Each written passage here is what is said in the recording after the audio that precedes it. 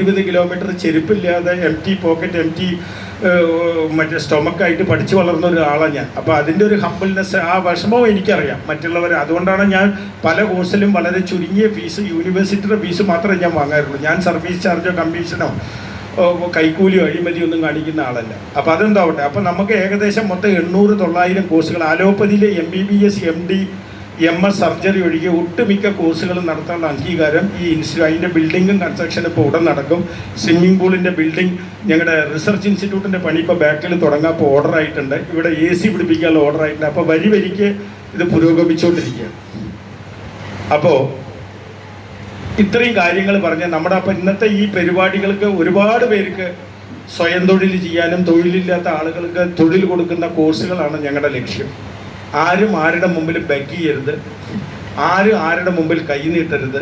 എല്ലാവരും ഒരു സ്വയം തൊഴിൽ ചെയ്ത് നിങ്ങളുടെ കഴിവും ശക്തിയും ചെയ്ത് നിങ്ങളുടെ ദുരിതങ്ങളെ, കഷ്ടപ്പാടുകളൊക്കെ അനുഗ്രഹമാക്കി, നിങ്ങളുടെ പ്രശ്നങ്ങളൊക്കെ അവസരമാക്കി. ഞാൻ ഇതിൻ്റെ മുമ്പിൽ വന്നവർ കുറച്ച് പേരേ ഉള്ളൂ.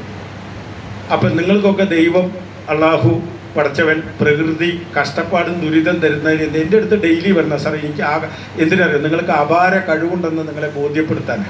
ആ അപാര കഴിവുകൾ തെളിയിക്കാൻ പ്രകൃതി നിങ്ങൾക്ക്, ദൈവം എന്ത് തരും? അള്ളാഹു ഓരോ വിഷമങ്ങൾ തരും. അപ്പം നിങ്ങൾക്ക് ആ പുതിയ കഴിവുണ്ട്. നിങ്ങൾക്ക് മരത്ത് കയറാൻ നല്ല ജനിക്കുമ്പോൾ തന്നെ കഴിവായിട്ടാണ് നിങ്ങളെ ദൈവം സൃഷ്ടിച്ചത്. പക്ഷെ ഒരു പുലിയോ സിംഹമോ വന്നാൽ മാത്രമേ വേപ്പിട്ട് കയറാൻ അറിയുള്ളൂ. കാരണം ആ പ്രതിസന്ധിയിലാണ് നിങ്ങൾ കയറുന്നത്. അപ്പോൾ നിങ്ങൾക്ക് തന്ന ഈ ദുരിതങ്ങളൊക്കെ എന്തിനാണ്? നിങ്ങളുടെ ദുരിതങ്ങളെ അവസരങ്ങളും അനുഗ്രഹമാക്കാനാണ്.